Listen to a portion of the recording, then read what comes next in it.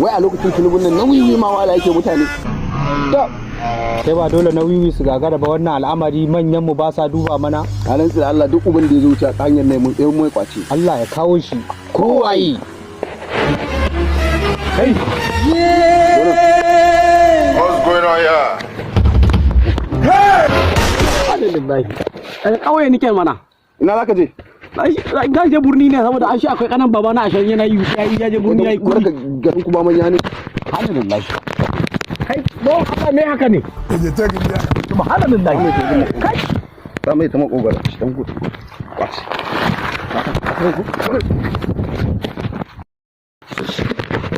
Ta kai mu fa. Ba. Wallahi ta kai mu. Allah ya sa kuɗi ne a ciki.